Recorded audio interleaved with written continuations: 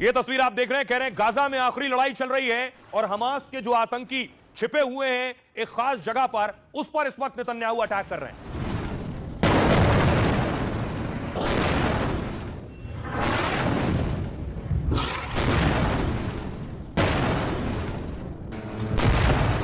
और इतना ही नहीं, नेतन्याहू गाजा के अलावा देखिए कतर पर भी अटैक कर दिया। दोहा में उन्हें पता चला यहां हमास के नेता हैं तो कतर में अटैक किया।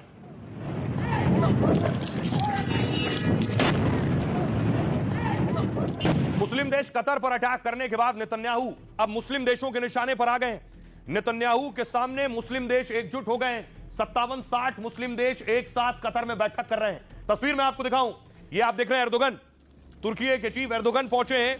कतर की तस्वीर देख रहे हैं, सारे मुस्लिम देश के नेता यहां इकट्ठा हो रहे हैं। मकसद और वजह बताया जा रहा है, नेतन्याहू के खिलाफ मुस्लिम देश एकजुट हो रहे हैं कि नेतन्याहू अब बाकी देशों को भी निशाना बना सकते हैं। उन्होंने गाजा को निशाना बनाया, यमन को, लेबनान को, कतर को भी बनाया। इसलिए बाकियों को डर यह है कि अब अगला नंबर उनका है और किसी का भी नंबर हो सकता है। इसलिए बड़ी बैठक हुई।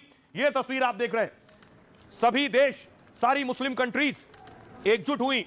उन कंट्रीज के मिनिस्टर्स पहुंचे हैं, आपस में बातचीत की है कि आखिर नेतन्याहू से कैसे निपटना है, कैसे नेतन्याहू का सामना करना है। यह नेतन्याहू के खिलाफ हुई बड़ी बैठक है।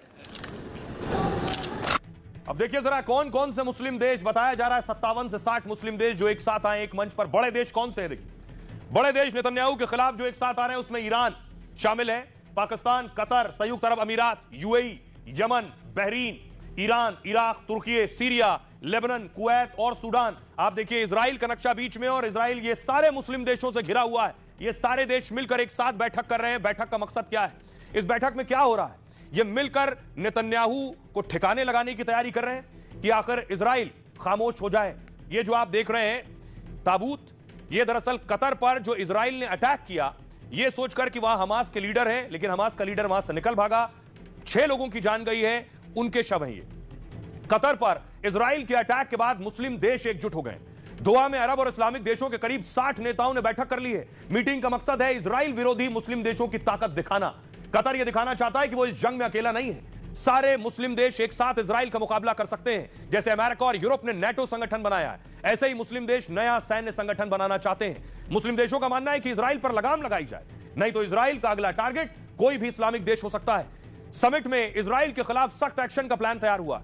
इजराइल की निंदा करते हुए मुस्लिम देशों से साझा बयान जारी किया और कहा कि हमें इजराइल के खिलाफ एकजुटता दिखानी होगी और इजराइल पर कड़ी कार्रवाई करनी होगी। यह समिट इसलिए हुई क्योंकि इजराइल ने 6 मुस्लिम देशों पर अटैक किए। हाल में Iran, Lebanon, Yemen, Syria, Qatar पर हमले किए। 9 सितंबर को कतर में हमला कर हमास के 6 लोगों को मारा है। यह वो तस्वीर है। कतर ने इसे संप्रभुता का उल्लंघन और इजराइल की आतंकी करतूत बताया और ईरान, पाकिस्तान, तुर्की समेत सभी मुस्लिम देशों की इमरजेंसी बैठक बुलाई है। सुनिए, यह सारी तस्वीर नेतन्याहू भी देख रहे हैं। वो देख रहे हैं कि मुस्लिम देश उनके खिलाफ एकजुट हो रहे हैं। तो क्या मुस्लिम देशों की ये बैठक, ये दबाव काम कर रहा है? तभी ट्रंप कह रहे हैं कि अब कतर अटैक नहीं करेगा, लेकिन नेतन्याहू किसी की सुनते नहीं। मुस्लिम देश क्या कर रहे हैं? हूती देख रहे हैं इजराइल पर। पिछले दिनों हूती ने अटैक किया है, हूती का ड्रोन, जिसे इजराइल ने हवा में मार गिराया है।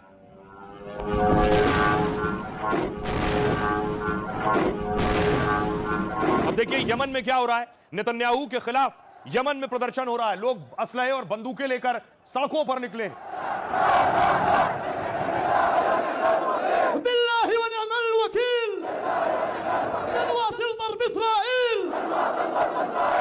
सारे मुस्लिम देश लड़ने जा रहे हैं इजराइल से। इजराइल के खिलाफ सब एकजुट होंगे। क्या कह रहे हैं इस मीटिंग में, क्या कहा है सबने, एक एक करके मैं आपको बताऊं। नेतन्याहू एक तरफ और बाकी इस्लामिक राष्ट्र एक तरफ। पाकिस्तान कह रहा है जब से कतर पर अटैक हुआ है पाक को डर सता रहा है, आतंक की मदद करने पर कहीं इजराइल हमला न कर दे। पाकिस्तान के मंत्री बार बार अपनी ताकत की बात कर रहे हैं। अब कतर से पाक के विदेश मंत्री ने परमाणु धमकी दी है, अगर कोई हमला करेगा तो पाकिस्तान जवाब देगा। परमाणु बम वाला पाकिस्तान अपनी रक्षा के लिए तैयार है। कतर कह रहा है दोहा पर अटैक विश्वासघाती हमला है। इजराइल की आतंकी हरकत कायराना है। तुर्की कह रहा है इजराइल की मानसिकता खून से पोषित है, हमें इजराइल के खिलाफ एकजुट होना होगा। जॉर्डन कह रहा है इजरायली खतरे की कोई सीमा नहीं है, मुस्लिम देशों को साथ मिलकर लड़ना चाहिए। मिस्र का कहना है फिलिस्तीनी मुद्दों का हल करने की जरूरत है, इजराइल को मुंहतोड़ जवाब देने का समय आ गया है। इराक का कहना है कतर पर अटैक नकारात्मक संदेश भेजता है, इस्लामिक देशों पर इजरायली हमला गलत है। सऊदी अरब, मोहम्मद बिन सलमान ने खुलकर कोई बात नहीं की है। सऊदी अरब को इजराइल, अमेरिका की जरूरत है। वो दोनों देशों से तेल और हथियारों की बड़ी डील करता है। मुस्लिम देशों से करीबी दिखाने के लिए बैठक में तो आया है सऊदी अरब, लेकिन सलमान कोई भाषण या कड़ा बयान देने से बचते रहे। बस ट्वीट किया, इजराइल को गंभीर परिणाम भुगत